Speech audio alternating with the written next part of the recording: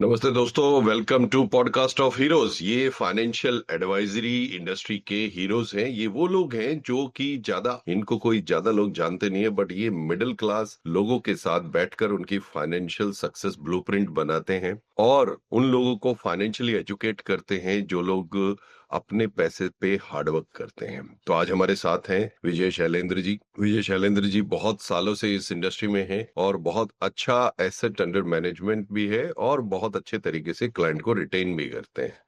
तो आज उनकी कहानी सुनते हैं। विजय जी नमस्कार, थैंक यू आपका टाइम देने के लिए। नमस्कार। हमारे दर्शक जानना चाहेंगे आप कौन हैं, क्या करते हैं, कहाँ से हैं और अपनी पूरी कहानी बताइए हमें।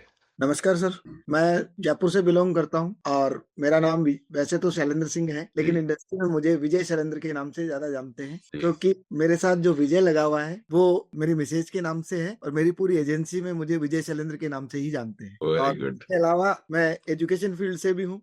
एजुकेशन मेरी जो रही है, उस एजुकेशन के कारण मैंने कोचिंग क्लास भी ली है, स्कूल भी मैंने ज्वाइन किया है, स्कूल भी पढ़ाया है, तो मेरे को गुरुजी के नाम से भी बहुत लोग जानते हैं। अच्छा। इंडस्ट्री में मुझे गुरुजी के नाम से ज़्यादा बुलाते हैं। हम्म। और इसके अलावा मेरा जो बेसिक जो है, मैंने बीएससी की मैथमेटिक्स से। उसके बाद मैंने काफ़ी टाइम तक मैंने ट्यूशन भी किया, मैरिज से पहले प्राइवेट स्कूल भी ज्वाइन किया। अच्छा। उसके साथ मैंने जब मेरी मैरिज हुई 99 दिसंबर 93 में, उसके बाद मेरी ज़िंदगी में काफ़ी चेंज आए। ओके। और 94 के स्टार्टिंग में, फरवरी 94 में मुझे एक छोटा-सा ऐड मिला देखने के लिए कि साहब आप एजेंट बन सकते हैं। हम्म तो डायरेक्ट एजेंट ब्रांच थी न्यू इंडिया की। हम्म तो मैंने उस एजेंट के लिए अप्लाई किया, इंटरव्यू दिया, मेरा सिलेक्शन हुआ। जब तक मैं एजेंट और इंश्योरेंस को कुछ भी नहीं जानता था। ओके। उसी तक हमें इतना पता भी नहीं था कि इंश्योरेंस क्या होता है और एजेंट क्या होता है। ओके। उसके बाद मेरी जर्नी स्टार्ट हुई। उस जर्नी में जो मेरा सबसे बड़ा साथ दिया मेरे फादर ने दिया। वो भी एजुकेशन थे, हेडमास्टर थे, और उन्होंने कहा कि चलो कोई बात नहीं, सर्विस तो लगती रहेगी, यस।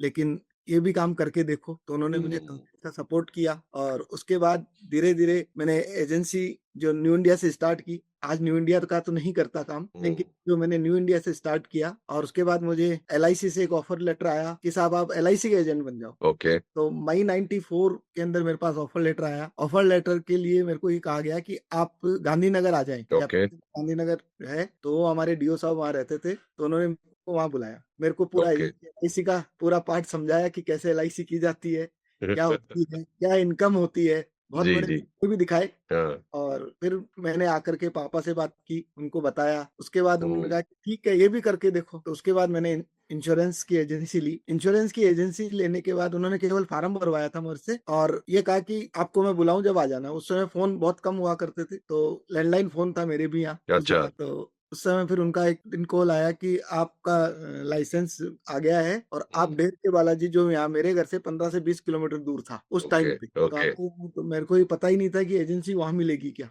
ओके। लेकिन मैंने उसको स्टार्ट किया और उनके साथ मैंने काफी अच्छा काम किया। चेयरमैन क्लब मेंबरशिप तक मैंने काम किया जी एलआईसी में। मैं जी। केवल एलआईसी का ही काम करता था उस समय, या अपना जनरल इंश्योरेंस का काम था जो वो किया। ओके। इंश्योरेंस में तो सफलता नहीं मिली ज्यादा मुझे, जी। लेकिन एलआईसी में मेरा काम अच्छा रहा। और उन 5 साल के अंदर जो मैंने काम किया वो सीएम क्लब मेंबरशिप तक का रहा, लेकिन कुछ मिस हैपनिंग थी, उससे ओके। पापा बीच में चले गए। ओ। ओके। उसके बाद कुछ डिसीजंस मुझे चेंज करने पड़े, एजेंसी भी ड्रॉप करनी पड़ी। ओके। और उसके साथ साथ मुझे ये कहा गया कि चलो आप इस एजेंसी को ड्रॉप कर रहे हो, तो आप नेक्स्ट एजेंसी और ले लो। तो मैंने मिसेज के नाम से भी फिर वापस से एलआईसी की एजेंसी चालू की। ओके। इसमें मैंने पोस्ट ऑफिस का भी और आरडी का काम भी चालू कर लिया था। ओके। आरडी का काम भी काफी अच्छा रहा। जैसे वेरी गुड। महिला विकास प्रधान एजेंट हुआ करते थे उस समय। जी जी जी जी। तो 1.25 लाख 1.5 लाख का मेरा मंथली उस समय वो था कलेक्शन। कलेक्शन। ओके ठीक है। आरडी का कलेक्शन उस समय, और 100-100 रुपए की जब आरडी किया करते थे, हाँ हाँ। कलेक्शन से हमने 1.5 लाख रुपए का मंथली कलेक्शन किया सर्विस के साथ। वो भी उस समय भी सर्विस भाई। करेक्ट करेक्ट करेक्ट, वो विड्रॉल भी देना है और हाँ, वो मैच्योरिटी भी करनी है। यस। तो वो भी काम किया मैंने। उसके बाद ओके। पापा के बाद मेरी सर्विस मैंने ज्वाइन की। ओके। सर्विस के साथ मैं बाहर चला गया, जयपुर। अच्छा। मेरी पोस्टिंग थोड़ी बाहर रही। हाँ। 3 साढ़े 3 साल में मेरा थोड़ा सा बिजनेस ब्रेक हुआ, काम हम्म। नहीं कर पाया, मिनिमम वाला ही किया, क्योंकि पहले वाली एजेंसी लैप्स हो ही चुकी थी। जी। अच्छा काम ये था कि उसमें मेरे का जो अर्निंग थी, मेरे 5 साल कंप्लीट हो गए थे, तो उससे जो अर्निंग आ रही थी वो मेरे को सपोर्ट कर रही थी। रिन्यूअल कमीशन मेरा ठीक रहा उस समय, क्योंकि सीएम क्लब मेंबर का रिन्यूअल कमीशन था, तो मंथली उस समय 40-50 हजार रुपए का मेरा हो जाता था। अच्छा, सैलरी से अच्छा था वो कमीशन। रिन्यूअल रिन्यूअल था वो। हाँ, रिन्यूअल था। अच्छा, ठीक है। हाँ, मिसेज के नाम से तो अलग चालू की थी, तो उसमें तो थोड़ा फ्रेश ही था, लेकिन उसमें मेरा रिन्यूअल रहा, 5 का रिन्यूअल हो जाता था उसमें। ओके, मंथली 40-50 का एवरेज रहता था कि हाँ, ये तो है। क्योंकि ओके। फरवरी-मार्च में हम ज़्यादा काम किया करते थे, तो रिन्यूअल लास्ट में ज़्यादा होता था। हाँ, तो इसलिए वो भी रहा। पोस्ट ऑफिस का भी काम चलता रहा, लेकिन धीरे-धीरे वहाँ से मैंने उसको क्विट किया पोस्ट ऑफिस को, क्योंकि कलेक्शन नहीं हो पाता था। हम्म, तो कलेक्शन के लिए, क्योंकि उस समय तो कलेक्शन का ही टाइम था, एलआईसी में भी कलेक्शन का ही टाइम था। एलआईसी भी कलेक्शन करो और जमा कराओ। Correct, correct, correct.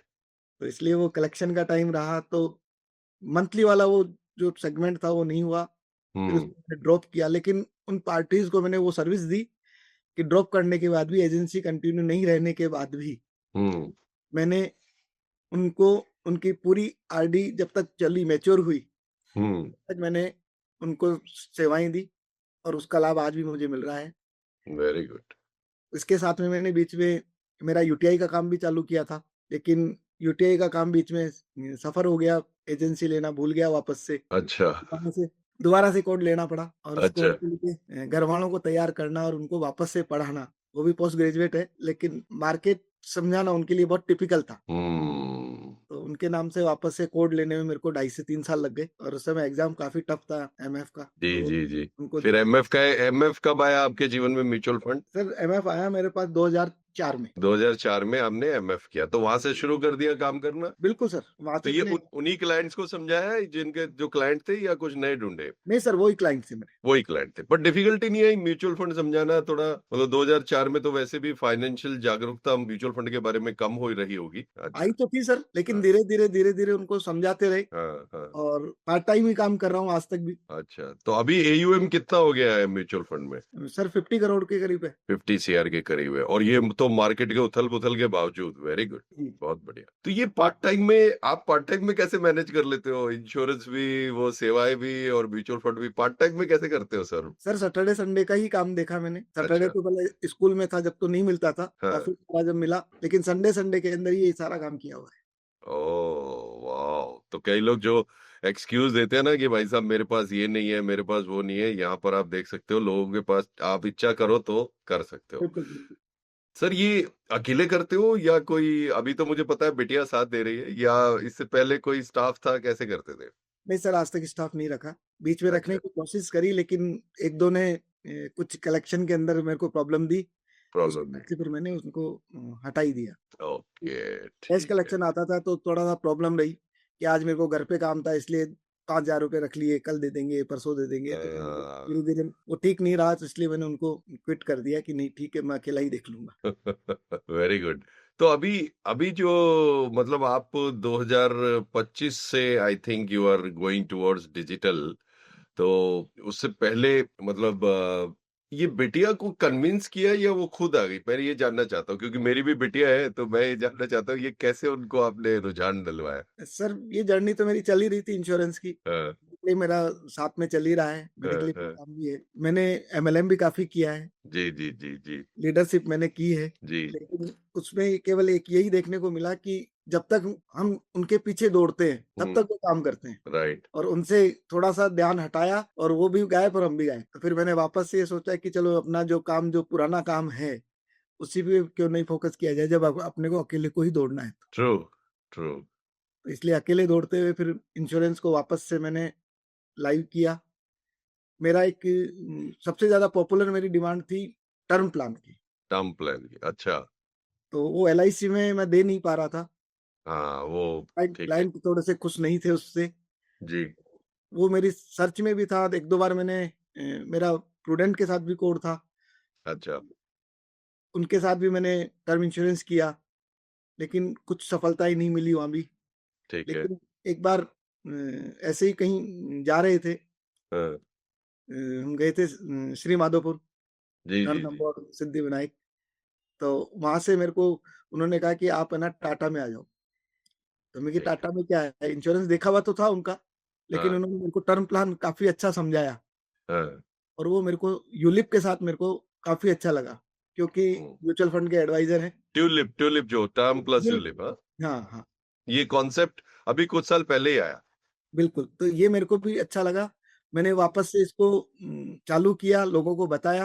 हाँ। एक पास जो पुराने क्लाइंट थे, उनके बच्चे बड़े हो चुके थे। हम्म। तो एक ये सेगमेंट भी मेरे को वापस से मिल गया कि उनको मैं समझाने में सफल रहा कि उनको जैसे ही मैंने यूलिप के साथ टर्म इंश्योरेंस समझाया तो उनको काफ़ी अच्छा लगा अच्छा। और नहीं करते ही 4 महीने के अंदर मेरा लगभग 60% काम एमडीआरटी का पूरा हुआ। Okay, very good. 45 जो 24 के अंदर जो मेरा एमडीआरटी हुआ, मेरा हाँ। 99% जो सेलिंग है वो टर्म प्लान है। टर्म प्लस यूलिप या टर्म प्लान से? Term plus ULIP, term only plus term ULIP. Plus ULIP. मैंने प्योर टर्म तो मुश्किल से एक बेचा होगा। अच्छा, तो 2024 में एमडीआरटी हुआ, 2025 का क्या रहा? 2025 में भी सर इस साल काम काफ़ी टिपिकल रहा हम्म। और परेशानियाँ थी। काम हम्म। थोड़ा स्लो भी रहा हम्म। और कुछ टाइम हमारी सर्विस के साथ में हम दे नहीं पाए। अभी जो इलेक्शन वाला काम चल रहा था, उसमें काफ़ी बिज़ी रहे तो इसलिए आपकी क्लासें भी हम नहीं ले पाए बीच में कोई बात नहीं, और अभी भी ऐसा ही चल रहा है। कोई बात। तो 2025 में एमडीआरटी हो गया? नहीं बिल्कुल, हुआ? हो गया सर। हो गया।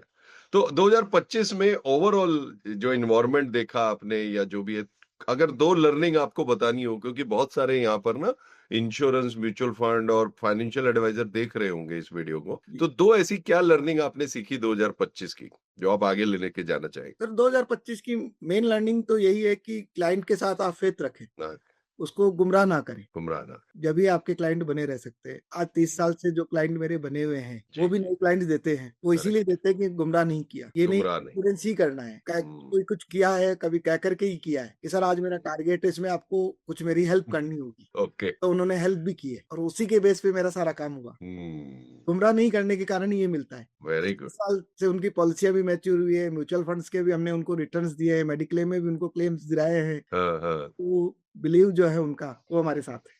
वाह वाह, सुपर। अब 2026 का क्या प्लान है सर? क्या टारगेट लेके चल रहे हो 2026 का? सर 26 का प्लान तो सिंपल है, जो करते आ रहे हैं वही करना है। ओके। बिलीव जो है उनका विश्वास जो है वो उसको बनाए रखना है और वेरी गुड। उसको यदि हमने कुछ डिनाई किया या उसमें कुछ कमी लाए तो फिर हमारा कुछ भी नहीं है। इसलिए एब्सोल्युटली। विश्वास सबसे बड़ा है। तो आपने क्लाइंट्स को यानी बहुत अच्छे रिटर्न्स भी दिए होंगे, तभी क्लाइंट्स आपके साथ है। नेचुरल सी बात है, क्लेम तो मिला ही होगा आपके कई क्लाइंट्स को, बिल्कुल, और नेचुरल सी बात है कि आपने बहुत अच्छे रिटर्न्स दिए, that's why client are with you. सिर्फ बातों से तो क्लाइंट नहीं रहते आपके साथ, एम आई करेक्ट? बिल्कुल, बिल्कुल। तो यानी कि अब आप क्लाइंट के पास जब जाते हो तो आप एक प्रॉपर तरीके से उनको उनका FD, RD, term plan, ULIP, mutual fund सब अच्छे तरीके से बताते हो और देते हो। जी सर। क्या आपको लगता है हर एडवाइजर को ये अप्रोच रखनी चाहिए, क्योंकि आप भी सेमी अर्बन एरिया में काम करते हो? क्या आपको लगता है हर एडवाइजर को ये अप्रोच रखनी चाहिए? सर मल्टीपल अप्रोच से ही काम हो सकता है। फाइनेंशियल डॉक्टर जो है, हम्म। उसी से काम हो सकता है। हम्म। क्योंकि मैंने मेरे कार्ड पे जो आपने अभी जो लाइफ इंश्योरेंस के लिए बोला है कि फाइनेंशियल डॉक्टर,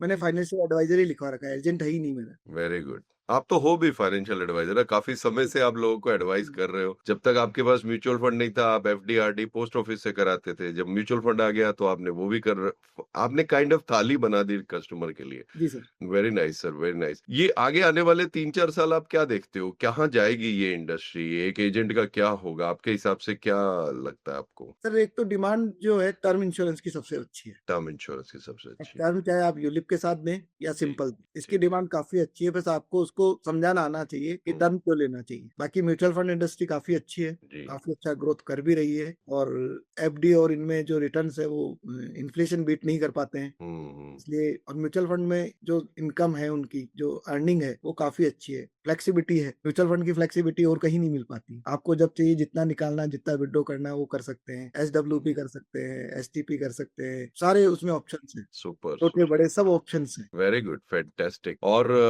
मैं सर एक्चुअली जैसे ही आपसे जब संपर्क हुआ, आपसे बातचीत हुई, बिटिया से भी बातचीत हुई, तो समझ आया कि आप लोगों का जो नियत है और जो ये विजन है वो मैच करता है हमसे। हम भी फाइनेंशियल डॉक्टर, एक्चुअली सर 4 साल पहले तक मैं बीमा एजेंट ही था, सच बताऊं, क्योंकि मैं कॉर्पोरेट में जॉब करता था और मैं इंश्योरेंस को हेड करता था। तो मेरा काम यही होता था कि भैया बीमा बिकवाना है, जो मर्जी हो जाए, ठीक है। तो कभी लोन के साथ चिपा, राइट, लोन के साथ तो चिपकाते हैं, आपको पता होगा। और कभी मतलब टारगेट के पीछे पीछे भागे। 4 साल पहले जब कोविड हुआ तो रियलाइज हुआ कि भाई कहीं ना कहीं कस्टमर को कष्ट से मारना नहीं, एक्चुअली अपनी पुरानी नॉलेज को खोलना है उसको। फिर मैंने अपना ऑब्वियसली बाद में फिर एमफी सीएफपी वगैरह दोबारा करके स्टार्ट किया। पर मैं भी खुद हैरान हूँ, 4 साल में इतना तेजी से ग्रो हो गया एयूएम, और ये मेरे को उम्मीद नहीं थी। तो मैं आपसे इमीडिएटली कनेक्ट हो गया कि अच्छा हाँ, ये सेम राह पे हैं और हम साथ में मिलकर लॉन्ग टर्म में अच्छा कुछ काम कर सकते हो। जी सर। सर एक थोड़ा सा टफ क्वेश्चन पूछना है आपसे। सर ये जॉब कब छोड़ोगे और कब फुल टाइम लोगों का भला करोगे? सर मार्च 28 तक की मेरा जॉब का है, 60 ईयर हो अच्छा, जाएगा उस समय। ओके। तो उस समय तक है, और इसीलिए मैं वापस से एडवाइजर फील्ड में या लीडरशिप फील्ड में आना चाह रहा हूँ। और अभी जो लीडरशिप में है मेरा थोड़ा सा काम कम है, क्योंकि अभी अब स्टार्ट किया है। टाइम भी नहीं है ना सर अभी तो आपके टाइम, और पास। टाइम भी मैं खुद भी उनको लोगों को टाइम नहीं दे पा रहा हूँ। करेक्ट जो करेक्ट। बने हैं वो भी मेरे साथ लगभग मेरे ही कैटेगरी के लोग हैं, तो वो हम्म। भी टाइम नहीं दे पा रहे। तो ये एक एक क्वेश्चन आया सर मेरे मन में। ये जो लीडर्स होते हैं ना, नॉर्मली मैं भी काफी लीडरशिप मेरे को लगभग रोज ही ऑफर होते हैं। तो उसमें होता क्या है कि एक ही कंपनी का कोड होता है आपके पास, तो आपको उसी कंपनी का प्रोडक्ट पुश करना पड़ता है। पर जब हम खुद फाइनेंशियल एडवाइजर होते हैं, हम तो आरडी भी कर रहे हैं, एफडी भी कर रहे हैं, बॉन्ड भी कर रहे हैं, म्यूचुअल फंड भी कर रहे हैं, जर्नल भी भेज देते हैं कस्टमर को जब जरूरत हो। बिल्कुल। तो जब इस डायरेक्शन में आते हैं तो क्या आप अपने एजेंट्स को अपनी डायरेक्शन में ले जाएंगे, फाइनेंशियल एडवाइजर बनाएंगे, या एक ही कंपनी का कोड देंगे बस उसी फिर पे? फाइनेंशियल एडवाइजर बनाना है, फाइनेंशियल एडवाइजर बनाएंगे। या तो हमारे साथ काम कर ले या अपना कोड ले ले। और हाँ। जब तक कोड नहीं लेता है तो हमारे साथ काम कर सकता है, जो भी उनका जो बनता है, जो भी जो है वो तो उनको मिल। सो ये यू आर नहीं सेइंग कि केवल आप एजेंट नहीं बने। एजेंट नहीं बने, आप बोल रहे हो कि भाई मेरे जैसा ही बनेगा, और जो इस कंपनी का मैं कोड दूंगा उसमें भी काम होगा और वो ओवरऑल क्लाइंट के लिए भी काम करेगा। बिल्कुल। Thank you so much. Any any last message sir जो आप देना चाहें दर्शकों को, कुछ भी? सर बस यही है कि इस इंडस्ट्री में विश्वास के साथ बने रहें, और विश्वास यदि कहीं डिगमगाता है तो जी आप जी। भी कहीं नहीं बच सकते। एक छोटी करेक्ट। सी लाइन है सर, किरण चाहे सूर्य की हो या फिर आशा की, ये हमेशा आपको सफलता दिलाती है। Wow, super sir, thank you so much sir, thank you. Amazing amazing. हमारे लोग बहुत क्लियर प्रैक्टिकल बातें आपने बताई हैं, और आई एम श्योर 2026 डिजिटली आपके लिए काफी स्केल अप और ऑटोमेशन के साथ होगा, क्योंकि अब ऑटोमेशन होने शुरू होंगे।